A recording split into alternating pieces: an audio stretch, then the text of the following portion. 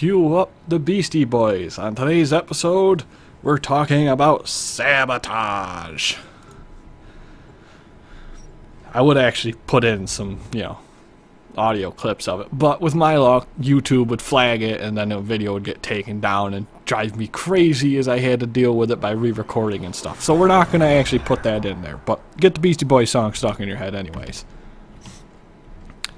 This time we are talking about a sabotage mission, and a sabotage mission is very straightforward.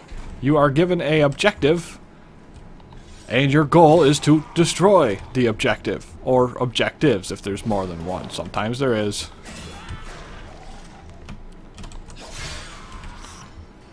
But of course you will find that out by going and finding the objective. Now enemies will, continue to spawn. There's no lack of enemies in sabotage missions.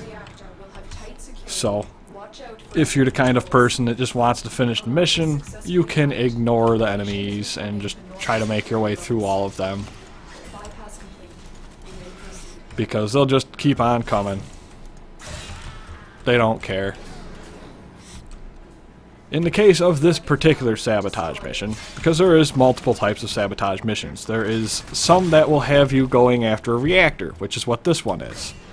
There are some that will have you going after drills or other objects that you have to actually destroy by blowing up, which means, causing some damage to it, like shooting it or whatever.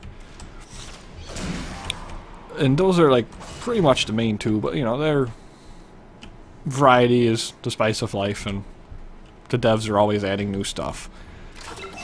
In the case of the reactor one, you just pop out the reactors and then you shoot the reactor cores.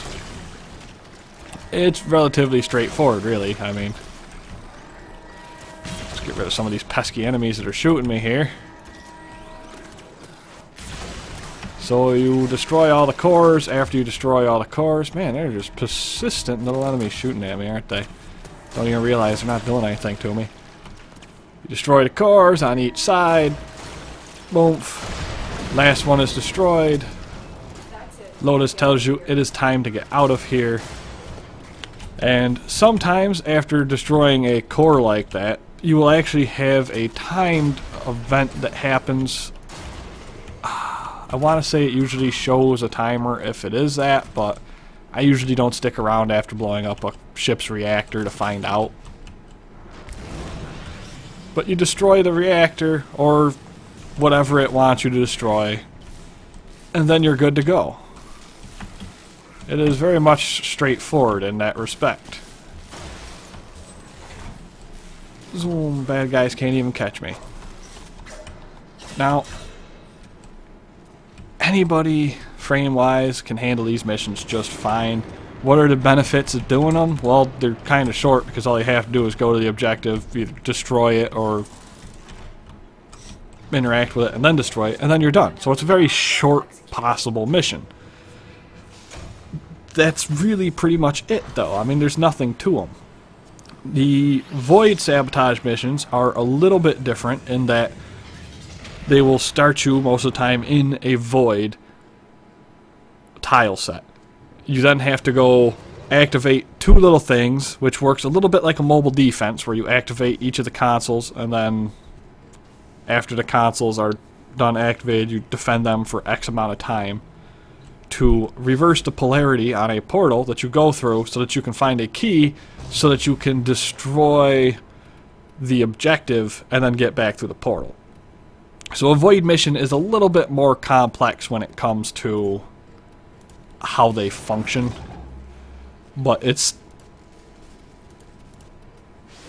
really kind of, honestly, the only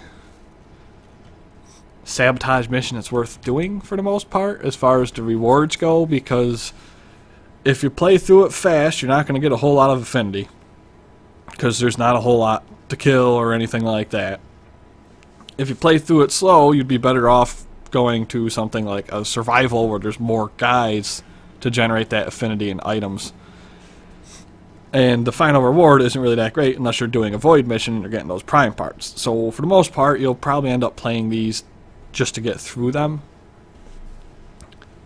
But like I said, benefit-wise, they're not really all that complicated. They're not really all that hard outside of the void ones get up there.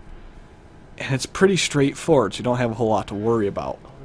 Any Warframe will work fine. If you're in a hurry, something like a Volt, as you will see, I used his move called Speed while I was in there, which kind of changes your field of view while also amping up how fast you move, so you can really just get to the objective quick, deal with it, and then get out of there.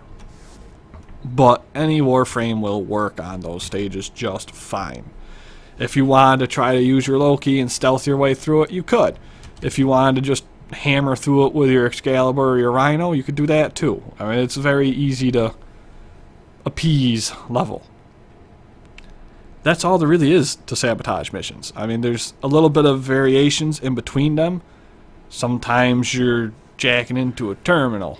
Sometimes you're blowing up a reactor. I mean, it's pretty straightforward for the most part, and it will tell you right on the UI if you have, say, destroy Grineer drills. It'll pop up and be like, kill 3 drills. You find a drill, you're blowing up, and then it says kill 2. UI will update as you go. Sabotage, not really a super elaborate mission type at the moment. But if you do have any questions or comments or anything of that kind, feel free to leave a comment below the video. I'll try to address it. Any, tips that you personally want to put out to other players or whatever, feel free to just leave them down below.